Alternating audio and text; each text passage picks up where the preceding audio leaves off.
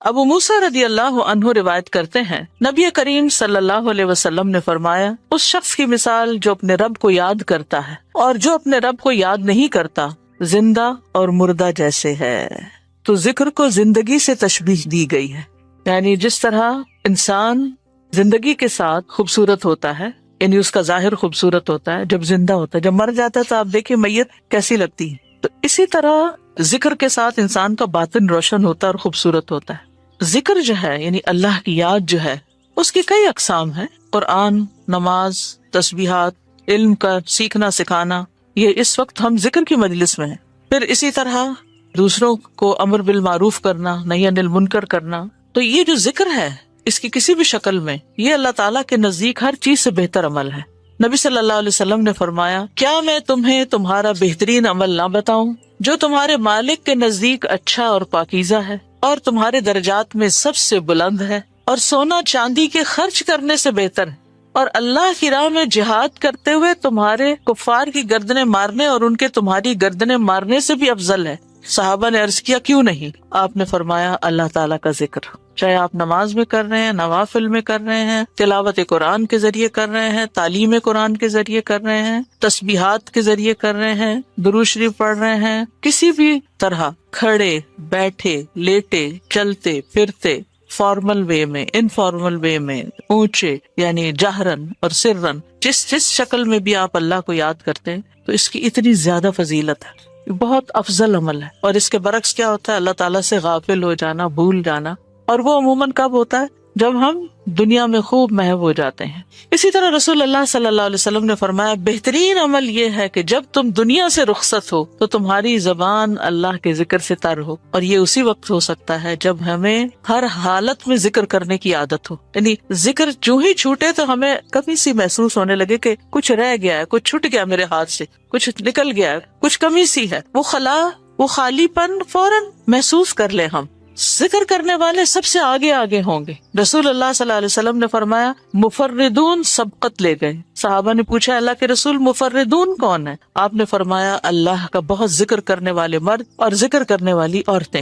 ذکر کی حالت میں مسلسل اللہ تعالیٰ کا ساتھ ملتا ہے، اللہ کا قرب نصیب ہوتا ہے۔ اللہ تعالیٰ فرماتے ہیں، میں اپنے بندے کے ساتھ ہوں جب تک وہ مجھے یاد کرتا ہے اور میری یاد میں اپنے دونوں ہونٹ ہلاتا ہے۔ پھر شیطانی حملوں سے بچاؤ کا مضبوط قلعہ ہے۔ یحییٰ علیہ السلام نے بنی اسرائیل کو خطاب کیا اور اس میں ایک بات یہ کہی کہ بندہ جب تک اللہ کے ذکر میں مصروف رہتا ہے تو شیطان کے حملوں سے محفوظ ایک مضبوط قلعے میں ہوتا ہے، یعنی دشمن سے بچا ہوا ہوتا ہے۔ پھر جنت کے باغیچے ہیں ذکر کی مجلسیں، جیسے یہ مجلس ہے۔ رسول اللہ صلی اللہ علیہ وسلم نے فرمایا، جب تم لوگ جنت کے باغوں کے پاس سے گزرو تو کچھ کھا پی لیا کرو۔ صحابہ نے پوچھا، جنت کے باغوں سے کیا مراد ہے؟ آپ نے فرمایا، مجالس ذکر کی مجلسیں۔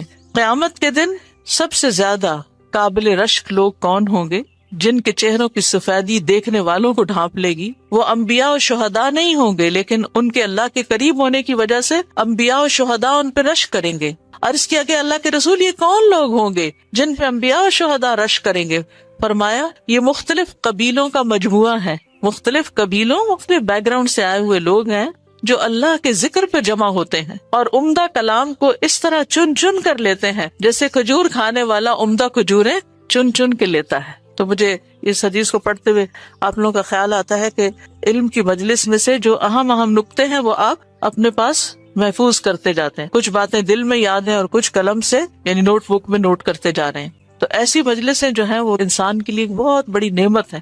پھر ذکر نہ کرنا باعث حسرت ہے۔ یاد رکھیے، جب میں ذکر کا لفظ بولتی ہوں نا تو ذکر کی ساری اقسام ذہن میں لایا کریں، کیونکہ ہمارے ہاں ذکر صرف اللہ کرنے کا نام بن گیا ہے۔ ذکر کی مجلس کیا ہے؟ جس میں سارے لوگ بیٹھ کے اندھیرا کر دیں اور پھر وہ اس انداز میں ذکر کریں کہ سارے ایک نعرے کی شکل میں اور مل کے کوئی آوازیں بلند کریں۔ صحابہ سے ایسے کوئی طریقے منقول نہیں ہیں۔ وہاں صحابہ کرام نبی صلی اللہ علیہ وسلم کی مجالس میں جو بیٹھ کے علم حاصل کرتے تھے اس کو بھی ذکر کی مجلس سمجھتے تھے، اور ویسے بھی اکٹھے بیٹھ کر اللہ کو یاد کرتے تھے۔ جیسے مسجد نبی میں ایک دفعہ آپ تشریف لے گئے، 2 جماعتیں تھی، کچھ علم سکھا رہے تھے اور کچھ بیٹھ کے ویسے ہی تسبیحات پڑھ رہے تھے اپنی اپنی، تو آپ علم والوں کے پاس گئے، تو یہ بھی ذکر کی مجلس ہوتی ہے، یعنی علم کا سیکھنا سکھانا اور بیٹھ کے تسبیح پڑھتے رہنا، ذکر کرتے رہنا، جیسے آپ حرم میں بیٹھ کے کرتے ہیں، کسی مسجد میں بیٹھے ہوتے ہیں۔ اس کے لیے ضروری نہیں ہوتا کہ کوئی تسبیحات کرنے کے لیے باقاعدہ لوگوں کو دعوت دے کر کوئی ایسے حلقے اکٹھے کیے جائیں۔ ذکر نہ کرنا باعث حسرت ہے. نبی صلی اللہ علیہ وسلم نے فرمایا جو لوگ کسی جگہ پر مجلس کریں لیکن اس میں اللہ کا ذکر نہ کریں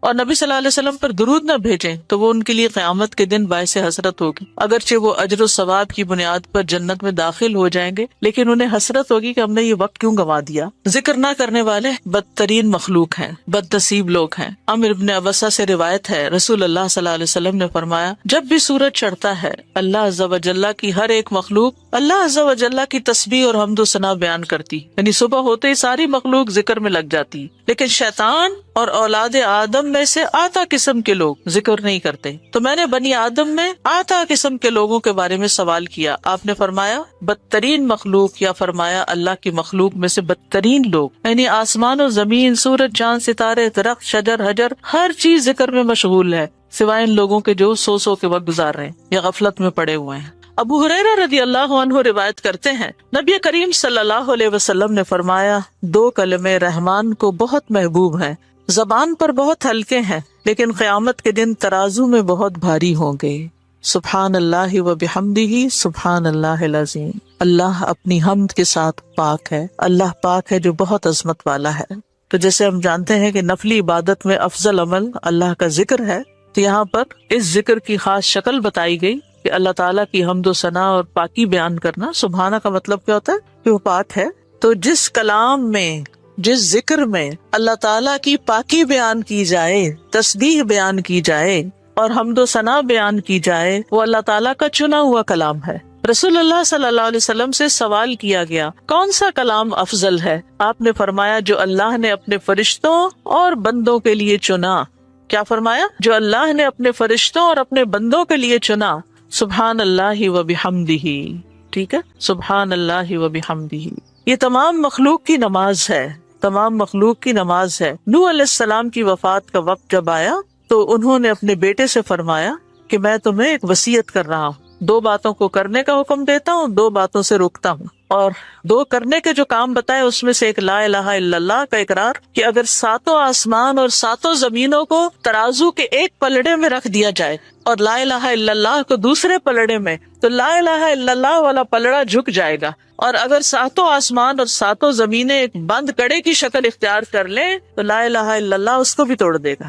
اتنی طاقت ہے اس کلام کے اندر. اور دوسرا یہ کہ سبحان اللہ و بحمدہ کا ورد کرتے رہنا، کیونکہ یہ ہر چیز کی نماز ہے اور اس کے ذریعے مخلوق کو رزق ملتا ہے. اور میں تمہیں شرک اور تکبر سے منع کرتا ہوں. یہ دو منع کرنے والی چیزیں تھیں. اسی طرح ان کلمات کو اگر کوئی 100 دفعہ دن میں پڑھے تو اس کے گناہ مٹ جاتے ہیں، گناہ جھڑ جاتے ہیں، چاہے سمندر کی جھاگ کے برابر ہی کیوں نہ ہو. پھر اسی طرح ایک اور حدیث میں آتا ہے سنن ترمذی کی، جو شخص سبحان اللہ العظیم و بحمدہ کہتا ہے اس کے لیے جنت میں کھجور کا ایک درخت لگا دیا جاتا ہے. صرف ایک دفعہ کہنے سے. کہہ لیجیے سبحان اللہ العظیم و بحمدہ. اللہ کے راستے میں سونا خرچ کرنے سے بہتر ہے. رسول اللہ صلی اللہ علیہ وسلم نے فرمایا جو رات سے خوف کھائے، اکیلا ہونے کی وجہ سے یا ویسے اس کو اندھیرے کا فوبیا ہو، کہ جو رات سے خوف کھائے کہ وہ اس کو پریشان کرے گی، یا مال خرچ کرنے سے بخل کرے کہ دینے کو دل نہ چاہے، یا دشمن سے مقابلہ کرنے سے ڈرے، تو وہ اس قول کی کثرت کر دے سبحان اللہ و بحمدہ، سبحان اللہ و بحمدہ. کیونکہ یہ اللہ کے نزدیک سونے کا پہاڑ اللہ کے راستے میں خرچ کرنے سے زیادہ محبوب ہے. ہم میں سے کس کی وسعت ہے سونے کا پہاڑ اللہ کے راستے میں خرچ کرے؟ نہیں کر سکتے. اس لیے اس کلمے کو ہی زیادہ سے زیادہ پڑھ لینا چاہیے. اسی طرح سبحان اللہ، لا الہ الا اللہ، الحمدللہ، یہ کلمات عرش کے ارد گرد چکر لگاتے ہیں اور ان کی بھنبھناہٹ ہوتی شہد کی مکھیوں کی بھنبھناہٹ کی طرح، اور وہ اپنے ذکر کرنے والے کی اللہ کے ہاں یاد دلاتے ہیں. تو آپ نے فرمایا کیا تم میں سے کوئی یہ پسند نہیں کرتا کہ اس کے لیے کوئی ایسا ہو جو ہمیشہ اللہ کے ہاں اس کی یاد دلائی جاتے رہے؟ یعنی کوئی ایسا طریقہ ہو کہ ہمیشہ عرش کے ارد گرد آپ کا ذکر ہوتا رہے. قیامت کے دن بھی انسان کا بچاؤ کریں گے، یعنی جہنم سے بچانے کے لیے سبحان اللہ والحمد للہ ولا الہ الا اللہ واللہ اکبر. پھر اہل جنت کا ذکر کیا ہوگا؟ ان کے سانس کے ساتھ ان کو تسبیح و تحمید سکھا دی جائے گی کہ بولنا بھی نہیں پڑے گا، سانس لیں گے اور سانس کے ساتھ اللہ کا ذکر جاری ہو جائے گا. یہ جو احادیثوں نے بیان کی، یہ آپ کے پاس کارڈ ہونا چاہیے تسبیحات کی فضیلت والا، اس میں لکھی ہوئی ہیں، دوسروں کے ساتھ بھی شیئر کریں. اور خاص طور پہ بچوں کو ذکر کرنا سکھائیں. ان کے اندر بھی ایک کامنس آتی ہے، ایک سکینت آتی ہے. ہم بعض اوقات یہ سوچتے ہیں یہ تو بچے ہی ہیں، ابتدائی عمر سے، چھوٹی عمر سے کہ چلو یہ پڑھو، انگلیوں پہ گنتے ہیں، اچھا تم نے کتنی دفعہ پڑھ لی، کتنے جنت میں درخت لگائے، تو آہستہ آہستہ ان کو عادت ہو جاتی ہے. پھر ذکر کیا قسم اللہ کے نام پڑھنا، اللہ کے نام یاد کرنا۔ عن ابی ہریرہ ان رسول اللہ صلی اللہ علیہ وسلم قال ان للہ 99 اسما 100 الا واحدا من احصاها دخل الجنہ۔ کتاب التوحید۔ ابو ہریرہ رضی اللہ عنہ سے روایت ہے کہ رسول اللہ صلی اللہ علیہ وسلم نے فرمایا، بے شک اللہ کے 99 نام ہیں، 99، ایک کم 100۔ جو شخص ان سب کو محفوظ رکھے گا، یاد کر لے گا، وہ جنت میں داخل ہوگا۔ من احصاہا، تو احصاء سے مراد ان کو گننا، ان کے معنی پہچاننا، ان کے تقاضے کے مطابق عمل کرنا۔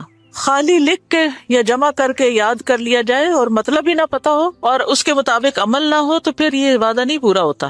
احصاء میں ہر چیز کا جمع ہو جانا ہے، یعنی اللہ تعالیٰ کے ناموں کی حدود کی حفاظت کرنا، ان کو پہچاننا، ان کا معنی جاننا، ان کی فضیلت جاننا، کہاں پڑھنا ہے۔ امام ابن قیم کہتے ہیں کہ اللہ کے اسماء کو گن کر محفوظ کرنے کے کچھ مراتب ہیں۔ بندہ جب ان ناموں کو یاد کر لیتا ہے تو وہ جنت میں داخل ہو جاتا ہے، اور یہی اس کی سعادت اور نجات اور فلاح کا مرکز ہے۔ وہ کہتے ہیں پہلا مرتبہ ان کے الفاظ کو گننا اور شمار کرنا، دوسرا مرتبہ ان کے معنی اور مدلول کو سمجھنا، تیسرا مرتبہ ان کے ساتھ دعا مانگنا۔ قرآن میں آتا نا وَلِلَّهِ الْأَسْمَاءُ الْحُسْنَى فَادْعُوهُ بِهَا، اور اللہ ہی کے لیے ہیں اچھے اچھے نام، بس تم اس کو ان کے ساتھ پکارو، اللہ کے نام لے کے، جیسے یا حی یا قیوم، یا اللہ، یا رب، یا رحمان، یا رحیم، یا کریم، یا ذی الجلال والاکرام، اور باقی بھی اسی طرح۔ پھر ہے دعا مانگنے کے 2 مرتبے ہیں۔ نمبر 1 دعاء العبادہ، یعنی اللہ کی تعریف ان ناموں کے ساتھ کرنا، ہمارا رب رحیم ہے، کریم ہے، تو یہ تعریف عبادت کی دعا ہوتی ہے، دعاء العبادہ کہتے ہیں اس کو۔ اور دوسرا ہے دعاء المسئلہ، طلب اور مانگنے کی دعا، کہ ان ناموں کے ساتھ پکار کے اللہ کو پھر سوال کرنا۔ اور اسماء حسنہ کے ساتھ، یہ نہیں کہ اپنی طرف سے اللہ تعالیٰ کا کوئی نام بنا کے اور پھر اس سے دعا کرنا، یا موجود، یا ذات، یا شیء، اس طرح کی باتیں نہیں، بلکہ اللہ کے جو پراپر نام قرآن و سنت سے ثابت ہیں ان کے ساتھ دعا مانگنا۔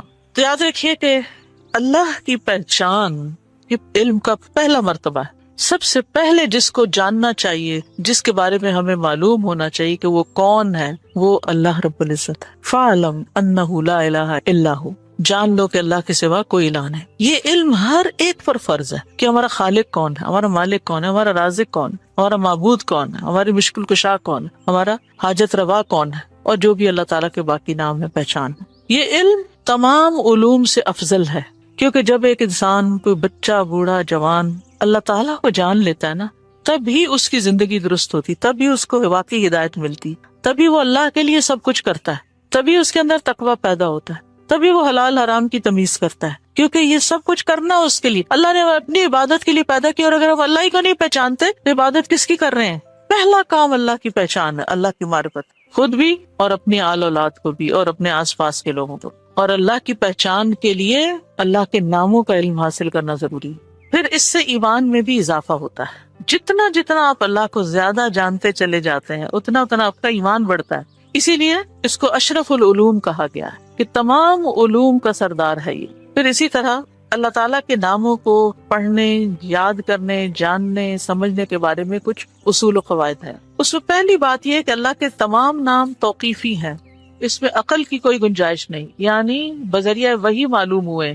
ہم اپنے پسند سے اللہ کا کوئی نام نہیں رکھ سکتے، یعنی آپ یہ نہیں کہہ سکتے کہ مجھے اللہ سے بڑی محبت ہے تو میرا دل چاہتا ہے میں اللہ تعالیٰ کا یہ نام رکھ دوں، خود سے کوئی رکھ دوں، یہ نہیں کر سکتے آپ، ٹھیک ہے؟ کسی انسان کو، کسی بشر کو، کسی جن کو، کسی فرشتے کو یہ اختیار نہیں کہ وہ اپنی مرضی پسند سے اللہ کا کوئی نام رکھ دے اور اس سے اس کو پکارنا شروع کر دے، اور اس کی لاجک صرف یہ دے کہ یہ تو محبت کی بات ہے اور میں محبت سے یوں پکارتی ہوں اللہ کو۔ نہیں، اس کی اجازت نہیں، کیونکہ جتنا اللہ تعالیٰ خود اپنے آپ کو جانتا ہے ہم نہیں جانتے، اور جتنا اس نے چاہا ہمیں اپنے بارے میں علم دیا، اور وہ علم بھی نبی صلی اللہ علیہ وسلم کے ذریعے ہم تک پہنچا ہے، تو اس کو حاصل کرنے کی کوشش کریں۔ پھر اسی طرح دوسری بات یہ کہ اس بارے میں کتاب و سنت سے آگے نہ بڑھیں، عقل، رائے، خواہش۔ امام احمد کہتے ہیں اللہ کی صفت نہیں بیان کی جائے گی مگر وہی جو خود اس نے اپنی ذات کی بیان فرمائی ہے یا رسول اللہ صلی اللہ علیہ وسلم نے بیان کی۔ ہم قرآن و سنت سے آگے نہیں بڑھیں گے، خود یا کسی عالم یا کسی اور انسان کے بتائے ہوئے نام کے مطابق نہیں کام کریں۔ پھر اگلی بات یہ کہ اللہ کے ناموں میں الحاد سے بچنا چاہیے۔ الحاد سے، الحاد کا مطلب کیا ہے؟ سیدھے رستے سے ہٹ جانا۔ لحد ہوتی ہے نا وہ قبر جو بغلی قبر ہوتی، نیچے گڑھا کھودتے کھودتے سائڈ پہ قبر کھودنا شروع کر دینا. تو اس کی بہت سی صورتیں ہو سکتی ہیں، جیسے اللہ کے کسی نام کا انکار کر دیا جائے، یا نام جن صفات پر دلالت کر رہے ہیں ان کا انکار کر دیا جائے، جیسے امت میں کچھ ایسے فرقے گزرے ہیں کہ جو یہ کام کرتے رہے ہیں. پھر اسی طرح بغیر تحریف، تعطیل، تکییف اور تمثیل کے اسماء و صفات پر ایمان لانا ضروری. تحریف یعنی خود تبدیلی کرنا، تعطیل یعنی کسی صفت کو معطل کر دینا، تکییف کسی کیفیت کو بتانا، تمثیل یعنی مثال بیان کرنا، ان چیزوں سے بچنا چاہیے. پھر ایک اہم بات یہ بھی یاد رکھیے کہ 99 تو ہمیں بتایا گیا کہ اتنے تو کم از کم یاد کر لو، لیکن یہ یاد رکھیے اللہ کے صرف 99 نیمز نہیں ہیں، وہ اس سے زیادہ ہیں. اس لیے بعض کتابوں میں آپ کو زیادہ بھی ملیں گے، لیکن یہاں مراد کیا ہے کہ یعنی اتنے تو زبانی یاد کر سکتا ہے انسان، یا آسانی سے ہر ایک کو معلوم ہو ہی سکتے ہیں. کیونکہ حدیث میں آتا ہے اسألک بکل اسم هو لک سمیت به نفسک وانزلته فی کتابک او علمته احدا من خلقک او استأثرت به فی علم الغیب عندک. اے اللہ میں تجھ سے تیرے ہر نام کے واسطے سے دعا کرتا ہوں، وہ نام جو تو نے اپنی ذات کے لیے رکھے، یا جو نام تو نے اپنی کتاب میں اتارے، یا وہ جو اپنی مخلوقات میں سے کسی کو سکھا دیے، یا وہ نام جو تو نے اب تک اپنے خزانہ غیب میں محفوظ رکھے. اس سے کیا پتہ چلتا ہے کہ کچھ نام تو خزانہ غیب میں ہے. اور جیسے حدیث شفاعت میں آتا ہے نا کہ نبی صلی اللہ علیہ وسلم کو اللہ تعالیٰ قیامت کے دن اپنی حمد و ثنا بیان کرنے کی، تعریف کرنے کے لیے وہ کچھ سکھائیں گے جو اس سے پہلے نہیں سکھائی ہوگی وہ تعریف. تو اس کے ذریعے نبی صلی اللہ علیہ وسلم اللہ کی تعریف بیان کریں گے. یعنی وہ علم ابھی تک نبی صلی اللہ علیہ وسلم کے پاس بھی نہیں، وہ قیامت کے دن دیا جائے گا، جس کی بنا پر آپ اللہ تعالیٰ کی تعریف کریں گے، پھر دعا کریں گے، اور پھر آپ کو شفاعت کا اذن دیا جائے گا، جو شفاعت کبریٰ کی حدیث آتی ہے.